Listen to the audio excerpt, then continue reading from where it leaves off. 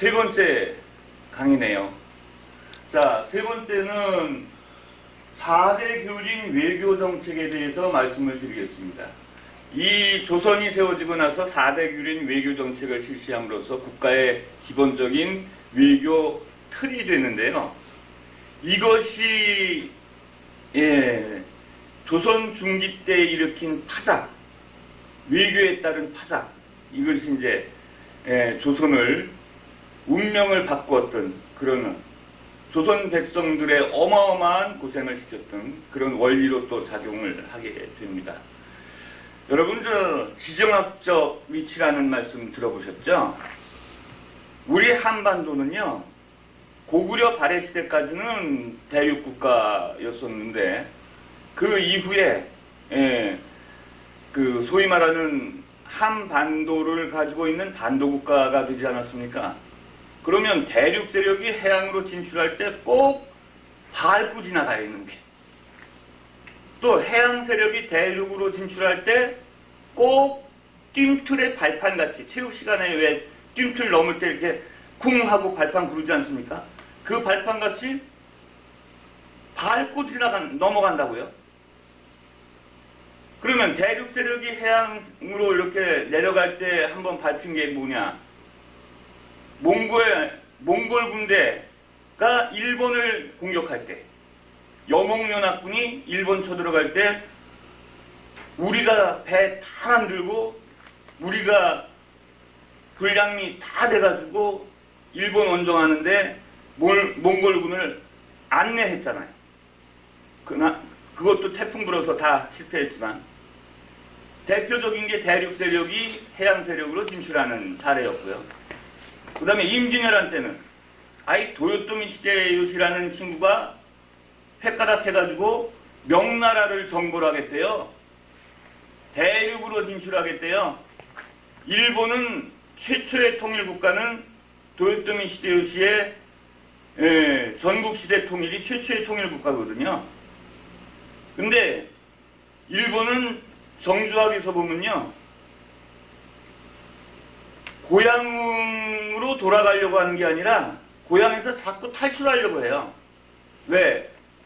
화산과 지진 활동이 많기 때문에 갑자기 내가 살고 있는 마을의 뒷동산이 우리나라 사람들은 추억거리잖아요. 일본 사람들은 50년 만에 한 번씩 불을 뿜어도 일생에 한 번 뒷동산이 폭발하는 불기둥을 볼 수 있죠. 그거를 어렸을 때 봤다고 생각해 보세요. 평생의 트라우마가 되잖아요. 갑자기 살고 있는데 땅이 갈라져. 우리 집 마당이 막 갈라져. 옛날 만화영화에 황무박쥐라는 만화영화가 있었는데 지팡이를 꼽으면 땅이 갈라지듯이 그렇게 땅이 갈라지는 현상을 목격했다고 생각해 보세요. 그 트라우마는 평생 가겠죠. 유전자에 들어가겠죠. 그래서 안전한 땅을 갈구하는 본능이 생겼다고 그래요. 그 안전한 땅은 바로 대륙이거든요. 그리고 한반도거든요. 힘만 생기면 쳐들어와. 그게 임진왜란이고 일제시대고 이렇게 되는 거잖아요. 자, 그렇다면 이러한 지정학적 숙명론을 가지고 있는 한반도의 국가로 살아남으려면 강해야 돼요, 약해요? 강해야 되죠. 우리가 강하면 감히 뜀틀로 밟고 지나가지 못하죠. 대륙에서 해양으로도, 해양에서 대륙으로도 우리를 비껴가겠죠. 근데 우리가 만만하면 밟고 가죠. 디딤돌같이, 뜀틀같이 딛고 가죠. 자, 강대국 사이에서의 외교관계를 어떻게 해야 되느냐 하는 교훈을 따져보기 위해서 준비한 강의입니다. 4대 교린 외교정책. 서설이 너무 길었나요? 자, 4대 교린 외교란 뭐냐? 첫째, 4대입니다. 요거는 일사자로 흔히 쓰이는데 여기서 쓰이는 거는 성질사자로 쓰입니다. 동사로. 그래서 4대 그러면 대국, 큰 나라를 섬기다 그런 뜻이에요. 지금 속으로 욕하셨죠? 아이 강사 나도 알아. 예, 다 아시는 겁니다. 그런데 4대의 대상이요 무조건 국토가 큰 나라다라는 뜻이 아니에요. 그럼 어느 나라를 4대의 대상으로 삼느냐? 우리보다 문화가 높다고 인정하는 중국 전통 민족인 중국의 한족이 세운 왕조에는 4대를 한다 그런 뜻이에요. 국토의 면적이 아니라 중국 민족 한족은 우리보다 문화가 앞섰기 때문에 우리를 가르쳐 줬기 때문에 우리의 스승 국가다, 어버이의 국가다, 군사부일체로. 따라서 한족이 세운 국가는, 왕조는 우리가 받들어야 한다, 스승과 같이. 그게 4대의 대상이거든요. 자, 그러면 명나라를 뜻하는 거죠. 몽골족을 몰아내고 한족이 왕조를 세운 게 명나라죠. 조선 전기의 명나라는 우리가 깍듯이 스승으로 모셔야 돼. 부모님으로 모셔야 돼. 임금의 나라로 상국으로 모셔야 될 4대의 대상이라는 겁니다. 그런데 이제 교린을 보자. 교린은 서로 이웃 간에 사이좋게 지낸다 그런 뜻이거든요. 근데 요거는 개념을 이렇게 잡아보세요. 제가 동생이 있어. 그러면 그 동생을 사이좋게 지내면서 우애 있게 지내면서 잘 살게 다독거려 준다라고 개념을 잡으시면 교린 외교의 개념이 됩니다. 그러면 저보다 높은 사람한테는 4대, 저보다 아랫서열한테는 교린 이렇게 생각하시면 되겠습니다. 그러면 전쟁할 필요가 없죠. 전쟁이 안 나겠죠. 예. 다 유교 사상에서의 효와 제에 해당되는 거 아닙니까? 효, 부모님 모시는 거. 제, 동생들을 보살피는 거. 한족 이외의 국가는 아무리 국토가 크고 대국이라 할지라도 면적상 4대의 대상이 아니라 교린의 대상이에요. 그러면 이제 조선 전기에는 중국 대륙이 명나라였어요. 4대의 대상이에요. 그런데 조선 후기가 되면 청나라가 되거든요. 과연 청나라는 4대의 대상일까요? 아닐까요? 하는 게 문제가 되겠죠. 역시 그것이 알고 싶다 해서 파헤치도록 하겠습니다. 한족 이외의 민족이나 국가한테 하는 게 교린이니까 일본, 교린의 대상이죠. 절대 4대의 대상이 아니죠. 만주족, 이 만주족은 역사책에요. 같은 민족인데 고대 사회 때는 말갈족으로 표기돼서 나오고요. 중세 사회 때는 여진족으로 표기돼서 나오고요. 그리고 조선 사회 때는 만주족으로 표기돼서 나와요. 그래서 같은 민족인데 시대별로 역사책에 표기된 이름이 다르다라고 일반 청취자분들은 생각하시면 돼요. 물론 학자 간에는 서로 다른 민족이다라고 주장하시는 이견도 있습니다. 예. 그러나 우리는 지금 박사학위 따려고 하는 게 아니기 때문에, 교양 강좌이기 때문에 이렇게 그냥 넘어가겠습니다. 자, 이 만주족이 고려시대 때는 여진족이라고 말씀드렸잖아요. 고려시대 때 여진족이 고려 중기 때 큰 나라를 하나 만주에 세웠죠. 나라 이름이 금나라였죠. 그러다가 금나라는 몽골족에게 멸망당했잖아요. 그래서 같은 민족이니까 금나라의 후예다. 그래서 후금이라고 이름을 지은 거죠.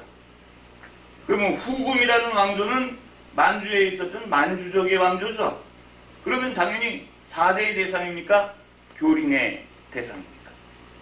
교린의 대상이죠. 한족이 아니잖아요. 그런데 문제는 명나라는 한족이잖아요. 후금은 한족이 아니잖아요.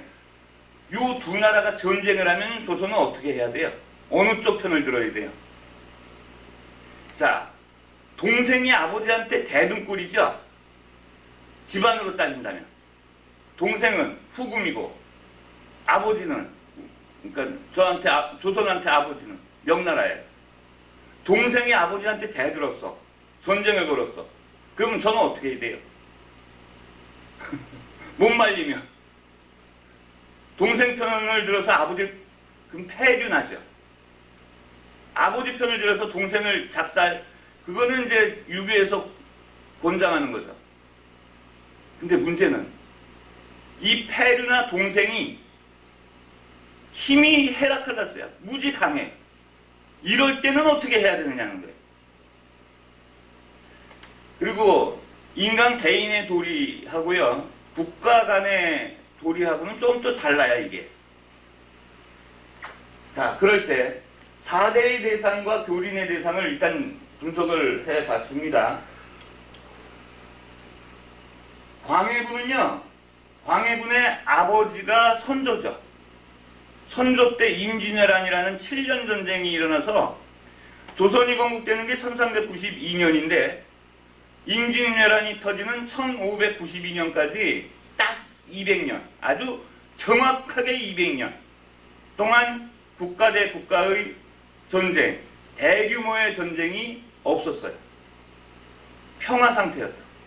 물론 소규모 폭동이나 이런 거나 있었겠지만 그런 평화 관계가 200년 지속되다가 전쟁이 빵 터진 게 임진왜란이거든요. 선조가 도망갔죠.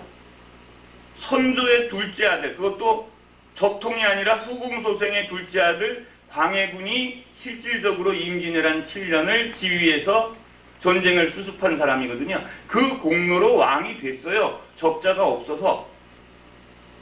그게 광해군이거든요. 자, 광해군은 임진왜란 이후에 아버지 선조에 이어서 왕이 됐는데 전후복구 사업을 해야죠. 6.25 전쟁에서 예를 들어서 한반도가 남북한 할 것 없이 황폐화되었다. 그러면 6.25 전쟁 끝나고 나서 제1순위가 뭐예요? 전쟁 복구 사업을 해야 돼요. 임진왜란 7년 동안의 전쟁이 끝났어. 그러면 7년 전쟁에 대한 전후 복구 사업을 해야 되잖아요. 그런데 전후 복구 사업 하고 있는데 전쟁 또 터지면 어떻게 돼요? 망하죠. 끝장나잖아요. 그러니까 일본과의 전쟁이 재발되면 안 돼. 그래서 일본과 재수교를 합니다. 도쿠가와 이에야스 정권하고 재수교를 해서 우리 전쟁하지 말자. 그래. 너희들이 원하는 거 우리가 줄게. 그래서 통신사도 파견되는 거 아니겠습니까? 자, 일본과 전쟁 막았어요. 그러면 이제 북쪽의 전쟁을 막으면 돼. 북쪽에 누가 있어? 후금이 있죠. 만주 쪽에 후금이.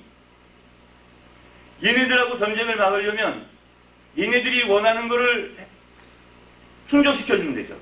간지러워하는데 긁으면 되잖아. 그러면 뭐가 간지러우면 되냐?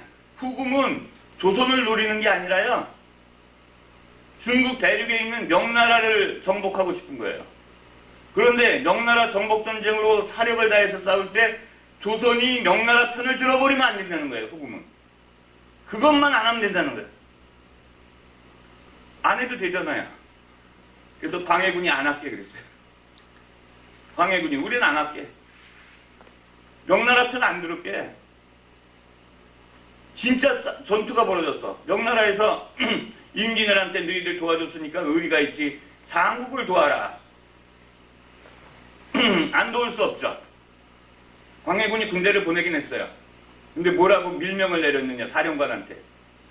적당히 눈치껏 싸우다가 불리하면 잭싸게 항복해. 명나라 원군으로 보내면서.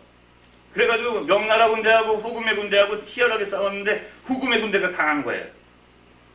명나라 군대가 밀려. 그러니까 제일 먼저 명나라 쪽에서 항복해온 게 조선 군대야. 왕이 그렇게 허락하고 있다. 그러니까 후금 군대에서 조선 군대한테 뭐라고 그랬어요? 너희들 입장 알아. 비켜 있어. 우리는 전쟁이 없었어요. 외교 덕분에. 그 광해군의 외교를 중립외교라고 합니다. 명나라도 우리 입장을 이해하고 후금도 우리의 입장을 이해하는.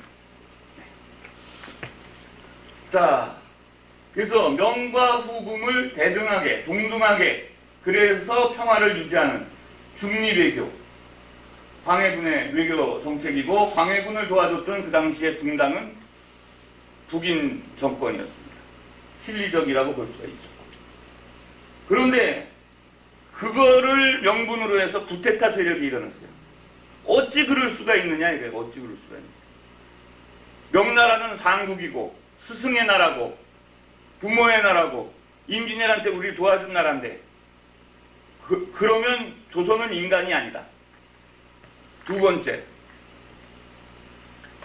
광해군의 아버지 선조가요, 정실 왕비 소생으로 아들이 없어요. 그런데 늦게 장가를 다시 들어. 후궁에서 뽑았으면 얼마나 좋았어. 그런데 늦게 정식 왕후를 뽑았는데 이 젊은 왕과 아들을 낳았어요. 그 아들이 영창대군이에요. 그러니까 영창대군의 어머니조차 광해군보다 나이가 어려요. 그런데 정통성은 영창대군한테 있잖아요. 항상 불안한 거예요. 그러니까 영창대군을 죽여요. 정치적 탄압에 의해서. 그리고 그의 어머니인 대비를 탄압을 합니다. 뭐에 어긋나요? 효와 제에 어긋나죠. 이런 개인적인 하자, 그 다음에 국가에 대한 명분, 이런 거를 책을 삼아서, 책망을 삼아서 서인이, 붕당으로 따지면 서인이 능양군을 추대해서 인조로 바뀌면서 구테타를 일으켜서 성공을 합니다. 그게 인조 반정이에요. 인조 반정. 인조 반정이 성공을 했어요. 그러면 당연히 외교 정책은 바로 뭘로 바뀌겠어요? 광해군이 쫓겨나는 그 순간부터 친명배금. 명분상으로는 맞다고. 그런데 힘이, 현실적인 힘이 후금이 훨씬 더 강했다는 데 문제가 있는 거예요. 그래서 이 구테타 성공 세력은 명나라를 받들고 후금을 배척한다. 친명배금 정책을 썼죠. 후금이 명나라의 배후 세력부터 치겠죠. 그건 누구나 다 아는 거잖아. 저도 알고 여러분도 아시는 거잖아요. 그래서 그게 첫 번째 전쟁인 1627년의 정묘호란이에요. 정묘년의 호란. 거기서 깨졌거든. 깨졌는데 계속 친명배금을 추진했던 거예요. 그러니까 이제 1635년부터 만주의 후금하고 대륙의 명나라하고 전면전이 벌어졌어요. 그래가지고 결국 1636년 후금이 대륙을 정복하고 명나라를 멸망시켰어. 동생이. 그리고 나라 이름을 청나라로 고쳐서 명나라보다 훨씬 더 큰 나라가 됐어요. 그리고 첫 사업이 뭔지 아세요? 망해가는 명나라 편을 계속 들었던 조선정벌이었습니다. 그러니 그 강도가 얼마나 셌겠어요? 따라서 그게 뭐예요? 병자호란.